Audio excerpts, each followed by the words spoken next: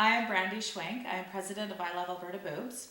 I started this group back in 2009. We're a fundraising group for breast cancer. We wanted to join a walk in Calgary. It was 60 kilometers, and I wanted to see if I could actually do it. And to participate in the walk, you had to raise a small amount of money, each person. So when we started fundraising, I found I actually kind of took a liking to it.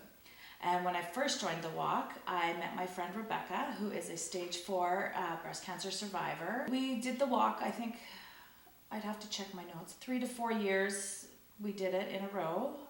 The very first year I did it pregnant with twins.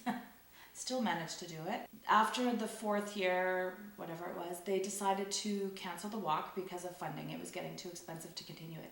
And that kind of devastated us, not only Rebecca, because she's a survivor and looks to that money, but as a fundraising group, we were really enjoying the fundraising part of it and doing, making a difference. It wasn't just about the walk.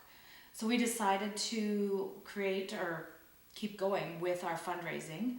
And at that point, we'd started a concert that we kind of were hoping would take on its own life, which it kind of has at this point. The best part is we get to pick where we give our money to. So we're not being told by another company where to put it. We did the research, and I let my friend Rebecca do most of it. I thought since she's the survivor, she can help decide where the money should go. And we picked the Alberta Cancer Foundation, Dr. Mackey's pre-phase 1 clinical trials unit. Basically all that means is it's a way to fast track drugs from other countries, other scientists, basically anybody, through the red tape and into the patient's hands. How we created Rock for a Cure, it was again one of those things, we're having some drinks, we're just eating, trying to throw ideas. We had just finished the very first walk, and we thought there's got to be an easier way for us to raise money as a team, because you can do it that way as well. And my girlfriend said we should have like a little concert or something. And I'm like, well, I know a band, which I did at the time. They were a small local band, I think Elk Point maybe, but Lloydminster loved them and I loved them, so I was all over it. I'm like, I'll talk to them, maybe we can do it in Lloyd. I said it's a smaller place because she's from Calgary, so we kind of did that. So 2010 was our first year of having Rock for a Cure, and we came up with the name right away. We're like, we need a good name so this lasts forever. When I first joined the walk in 2009, I didn't know anybody else that was doing it, and I forced my sister and my mom to do it at the same time because they lived down there. It was in Calgary. And when I met Rebecca, there was something about her. I loved her instantly, especially when she told me that she was a survivor. Her husband was going to work on the crew and basically help give us water, drive us around if you can't make it from post to post, that kind of stuff. So I met Rebecca. She was just going to walk by herself. So we made her join us, and we just kind of became instant friends.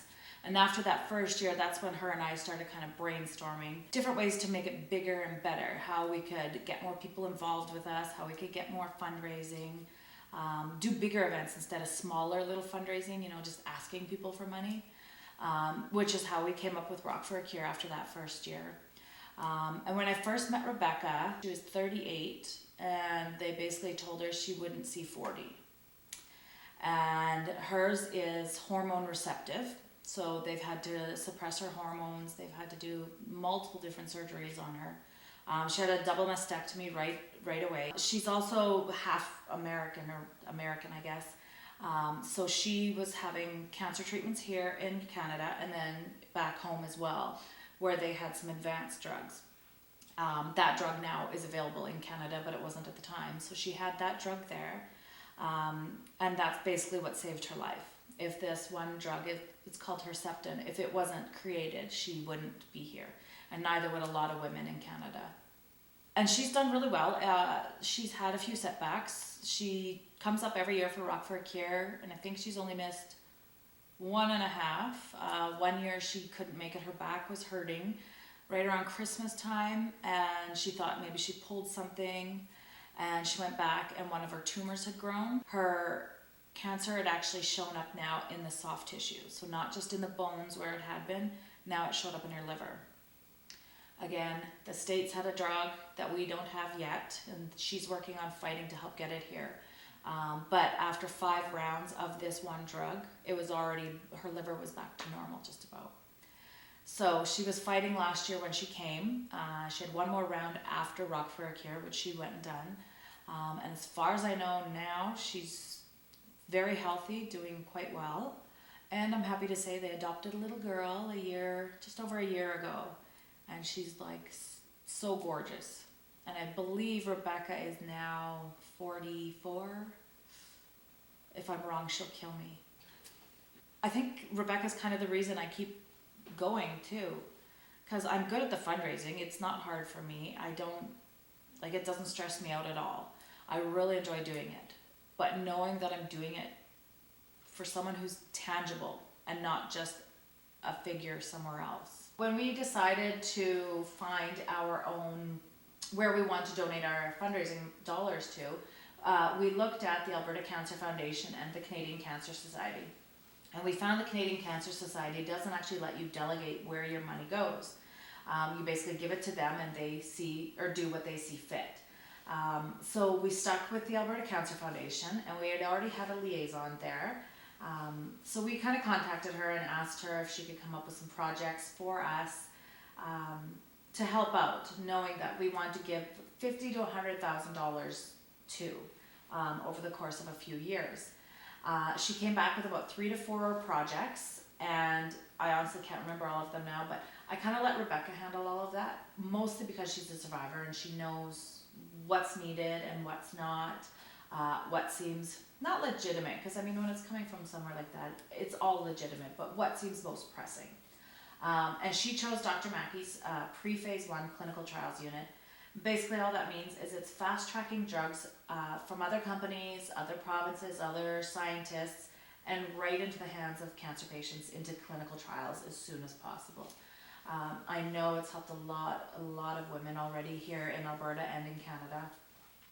And when we first went to make our first donation, instead of us just handing over the big check and shaking hands and smiling for everybody, they offered us a tour and to meet Dr. Mackey, and so we went up there and we were all having lunch and snacks and talking. There was other people there, like other big donors as well. And this guy came in and he was just a normal guy. Came in, started eating, didn't even talk to any of us for probably a good 5 to 10 minutes. And the nurses finally said, "Oh, by the way, this is Dr. Mackey." And we were just floored because he's not as old as Einstein or didn't look like Colonel Sanders. He looked like a regular guy, very personable, really wanted to meet us and shake our hands and say thank you. So after we got to know each other a little bit, then he kind of gave us a tour of their facilities where they do the chemo treatments, where they do biopsies. We got to go in these tiny little labs. You literally had to go in single file, and then there was actual real live cancer patients there. So it kind of took us back from the, pat on the back, I'm raising money, good job, and brought us down to earth. These are real people that we're affecting. These are real people that we're helping in some way. And so it was really good to see that. And it brings you back to reality. It grounds you and reminds you what you're doing matters. So I Love Alberta Boobs' mission basically is that we want to help people, and we want to know that we are giving money to somebody who's not funneling it through this or through that or through CEOs and that kind of that.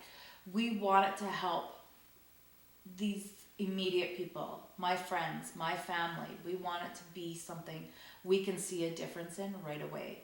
And that's our main goal. That's all we want to do. And I've had a lot of people say, well, you guys are I Love Alberta Boobs. And I say, yes, we do love them all.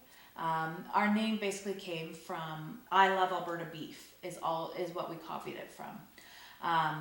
But when people ask about the Alberta Cancer Foundation, there are people from Lloyd who have to go there. There are people from other provinces who have to go there for their treatments. So that treatment isn't just for Edmonton's or Northern Alberta or Alberta itself. It is for everyone and anyone in Canada. And that's what we wanted to be able to do. We're always looking for sponsors, and we change it up each year. We have different packages. But the biggest thing that we want to give you a package that you're comfortable with. So right now our sponsors, they're going to get a couple different tables. They get waited on with their own like waitress service, their own private bar if they want to go get their own drinks. They get right up front seating. They get really treated like royalty because really we can't do this without them. I've never really had a big picture except to get through this year, But it's funny, I haven't had a break yet because by the time like Rock for a Cure is done on February 20th, the 21st, I'm already thinking, okay, who's next year? Who's next? And how do I get there? How do I get sponsorships? So it's kind of, it's like its own living thing. It's constantly going. And I've wanted to double each couple of years, which we kind of did, almost double each year. But to grow past 800, it's a number that freaks me out. It seriously does. But I'd love to get bigger. I really would. But we have to do it at the right time and in the right place. And it's kind of hard to do in Lloyd to get much bigger without going into different venues. And we're not sure we want to go there yet. But I mean, every year we kind of play it by ear and see how the community's going to do and see where the future goes. I'm happy if it stays the way it has been the last couple of years. It's a great number. We're raising, I mean, last year alone we raised $40,000. I mean, that blows our mind. That's not even calculable sometimes. But even if we can get in that 20 to 30 range every year, just comfortably at that 800 people, then that's where we're happy at right now.